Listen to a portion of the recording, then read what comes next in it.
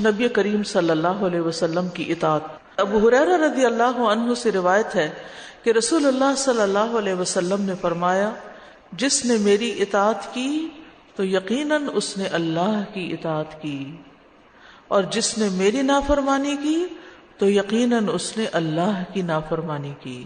تو اس سے پتہ چلتا ہے کہ رسول اللہ صلی اللہ علیہ وسلم کی نافرمانی کوئی معمولی گناہ نہیں ہے، کوئی معمولی چیز نہیں ہے، کیونکہ آپ نے جو کچھ ہمیں بتایا وہ اپنی طرف سے نہیں تھا، بلکہ اللہ سبحانہ وتعالیٰ نے ان کو سکھایا تھا۔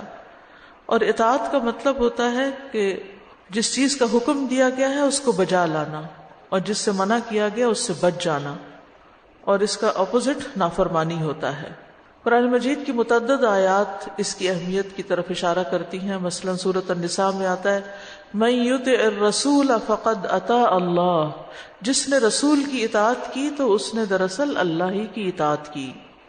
اور پھر یہ اطاعت بڑے بڑے احکامات میں تو ہے ہی ہے، جیسے نماز، روزہ، حج، زکوٰۃ وغیرہ میں، یا حقوق العباد کی بعض باتوں میں، لیکن چھوٹی چھوٹی چیزوں میں بھی آپ صلی اللہ علیہ وسلم کے طریقے پر چلنا ضروری ہے۔ آپ کی پسند کو اپنی پسند بنا لینا یہ بہترین کاموں میں سے ہے، کیونکہ رسول اللہ صلی اللہ علیہ وسلم بہترین اسوہ حسنہ تھے، اللہ کے محبوب تھے، تو پھر ہمیں بھی اللہ کی محبت پانے کے لیے آپ جیسے اعمال کرنے چاہیے۔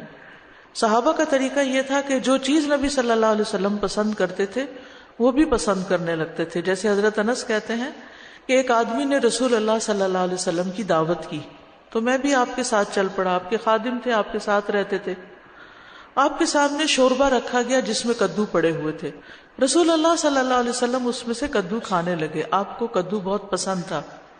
انس کہتے ہیں جب میں نے یہ دیکھا تو میں آپ کے سامنے کدو کرنے لگا، یعنی چن چن کے آپ کے آگے کرنے لگا۔ انس فرماتے ہیں کہ اس کے بعد میں ہمیشہ کدو پسند کرنے لگا۔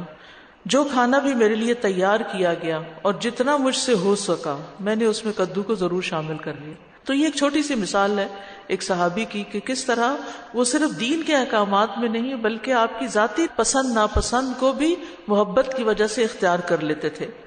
پھر اسی طرح ابن عمر کہتے ہیں کہ میں نے ان دو رکنوں، رکن یمانی اور حجر اسود کے استلام کبھی نہیں چھوڑا جس وقت سے میں نے رسول اللہ صلی اللہ علیہ وسلم کو استلام کرتے دیکھا، یعنی میں اس کی پابندی کرتا ہوں۔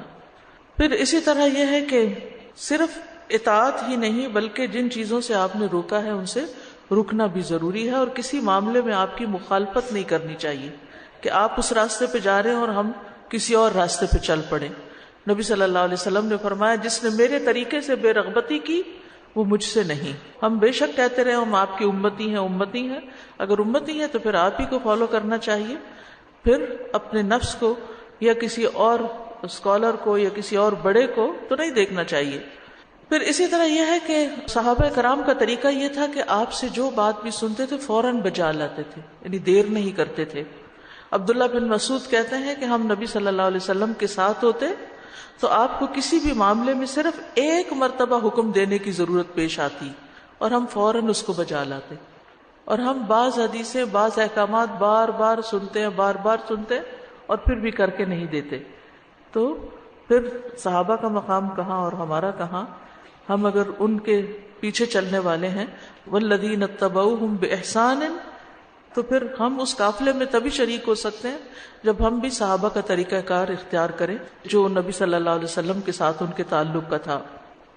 ابو جریح جابر بن سلیم کہتے ہیں کہ میں نے ایک شخص کو دیکھا کہ لوگ اس کی بات خوب سنتے اور مانتے، جو بھی وہ کہتا قبول کر لیتے۔ میں نے پوچھا یہ کون ہے؟ انہوں نے بتایا یہ اللہ کے رسول ہیں۔ یعنی دوسرا دیکھنے والا جو نہیں بھی پہچانتا تھا تو وہ اس چیز کو خاص نوٹ کرتا کہ یہ کون ہے جس کی ہر بات مان لی جاتی ہے، تو یہ رسول اللہ صلی اللہ علیہ وسلم تھے۔ خلاصہ کیا ہے کہ ہمیں بھی آپ صلی اللہ علیہ وسلم کی اطاعت کرنی چاہیے اور آپ کے بتائے ہوئے طریقوں کو محبت اور شوق سے اختیار کر لینا چاہیے۔